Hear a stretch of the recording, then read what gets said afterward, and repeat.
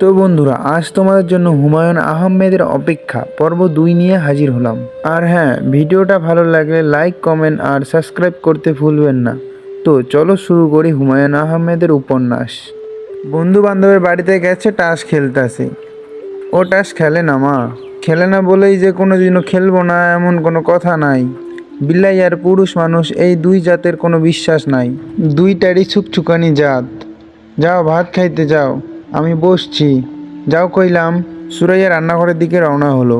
রান্নাঘরে না যাওয়া পর্যন্ত তার শাশুড়ি এই একটা কথা নিয়েই বলতে থাকবেন, ভাত খাও ভাত খাও।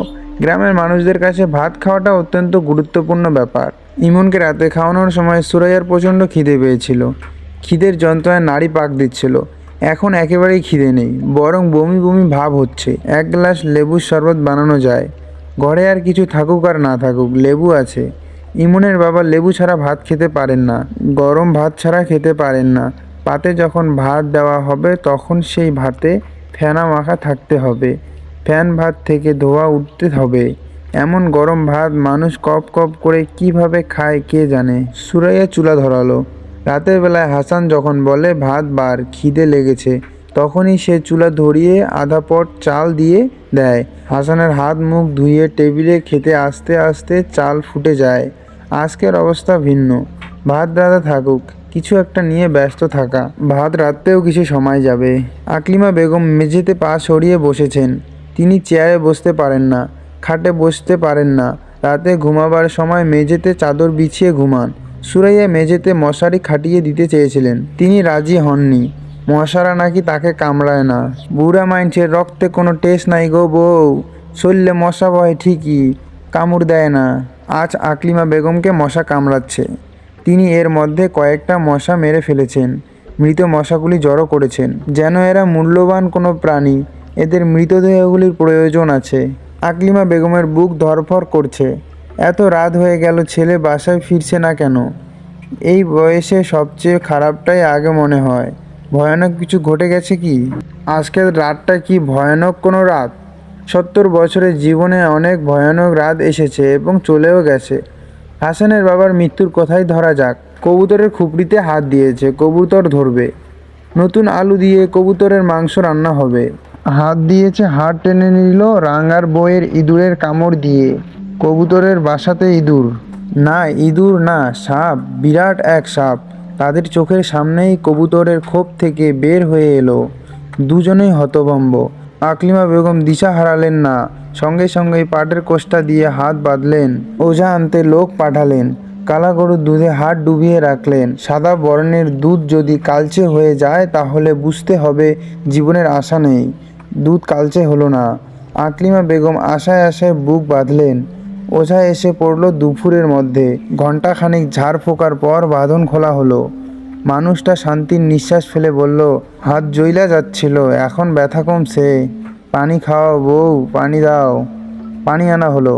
ও পানির গ্লাস হাতে নিয়ে মুখে দেওয়ার আগেই লোকটা মারা গেল। এইসব কথা আকলিমা বেগম মনে করতে চায় না, তবুও মাঝে মধ্যেই মনে পড়ে। লোকটা পানি খেয়ে মরতে পারল না, ভরা গ্লাস হাতে নিয়েই ধরফর করে মরে গেল। এই দুঃখ কম কি? জগতের কোনো দুঃখই কম না। ছোট দুঃখ, বড় দুঃখ, সব দুঃখই সমান। আজ তার জন্য কি দুঃখ অপেক্ষা করছে কে জানে। মন শক্ত করে রাখতে হবে। বাচ্চা বউটার দিকে তাকিয়ে মন শক্ত করতে হবে। বাচ্চা মানুষ দুঃখ পাওয়ার অভ্যাস নেই। বউটাকে ভুলিয়ে ভালিয়ে রাত পার করতে হবে। দিনের বেলা যে কোনো কষ্টই সাহসী মনে হয়, রাতে ভিন্ন ব্যাপার। কিছু কিছু রাতকে এই জন্যই বলে কালো রাত। কালো দিন বলে কিছুই নেই, এটাও একটা আশ্চর্য ব্যাপার।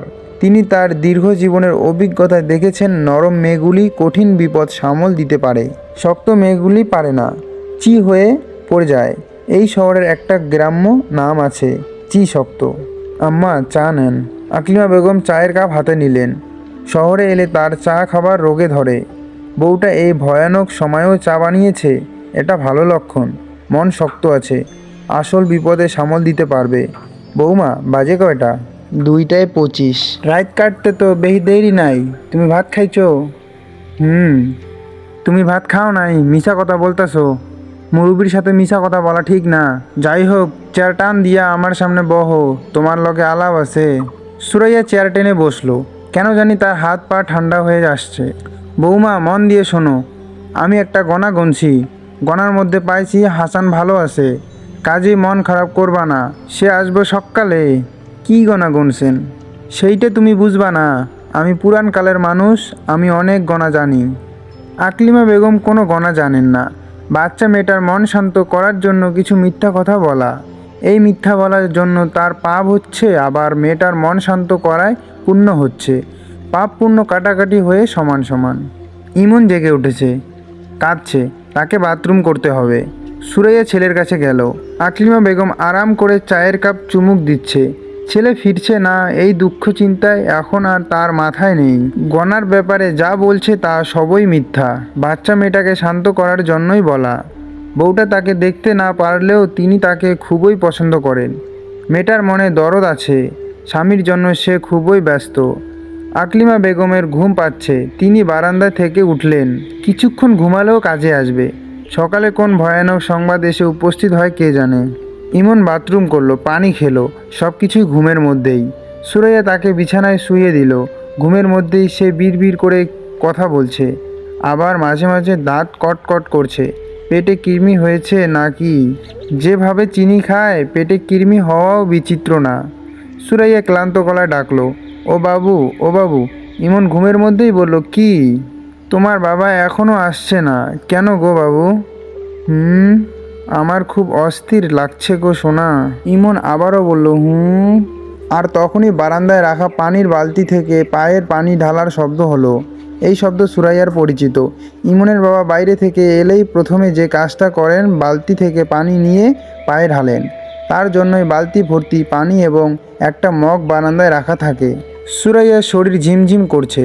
ছুটে গিয়ে যে দেখবে সে শক্তিও তার নেই। বারান্দায় যেতে ভয়ও লাগছে। গিয়ে যদি দেখে সে না। ইমনের বাবা দাদির নামাজের অজু করছে। রাতে বিরাতে অজু করার অভ্যাস।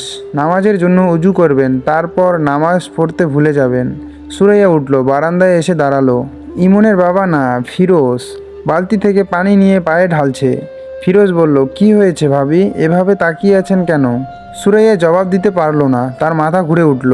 সে হাত বাড়িয়ে দেয়াল ধরতে চেষ্টা করলো, ধরতে পারল না। ফিরোজ ছুটে এসে ধরে ফেলার আগেই মেঝেতে পড়ে গেল।